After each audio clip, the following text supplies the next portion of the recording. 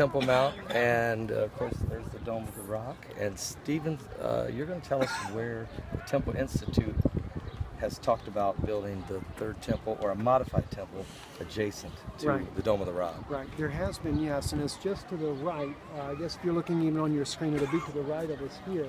They were talking about putting it there. Now, according to the Temple Institute, the third temple cannot be built until all nations are in agreement to it. And that's something that they said I thought was interesting, and I said, even with the Palestinian people, they said, yes, the Palestinians have to be in agreement that the third temple will be built. This is one of the reasons why we saw Turkey calling for it, some other people are calling for it, but everybody is saying not where the Dome of the Rock is, it must be elsewhere. Like Mount Zion. Even Mount Zion. Ken Klein, and I know Ken, when Ken first did his documentary about the possibility the temple stood on Mount Zion and all the dirt was just moved over to this side here, it sounds very plausible when you hear it, but there's too much archaeological evidence that's been discovered here that would suggest otherwise, because actually the stones that built the temple are sitting here. Yeah. And they are even archaeologically under the ground. Well, to build one that would be adjacent to here would require the whole world in agreement. Yes. And it's more likely that it will So when happen. President Obama talks about a two-state solution, and he's pushing that again yesterday. Today is May the 14th. This is the 67th anniversary of Israel as a nation.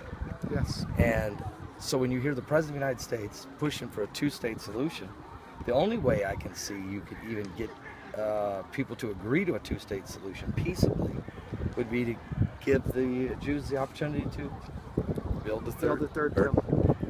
And that may even come. I know the Vatican has often denied that they have the temple treasures, but clearly, according to the Ark of Titus, Titus brought back those treasures, and they were put in the catacombs in Rome long before the Vatican was built. But it is true, though, and there's an actual rabbi from northern Africa back years ago that claimed that when he visited Rome, that they allowed him to see the ancient menorah inside the catacombs of Rome.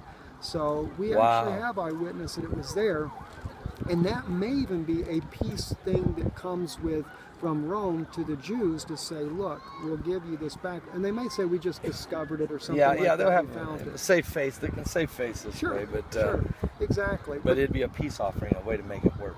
Everybody's got to have a piece of the pie here. Yes, and if the Palestinians are guaranteed that part of Jerusalem is going to become part of their city or their and be their capital, East Jerusalem, say? Yes, see, Abbas would be agreeable with it, but he's got to get his people agreeable with it as well.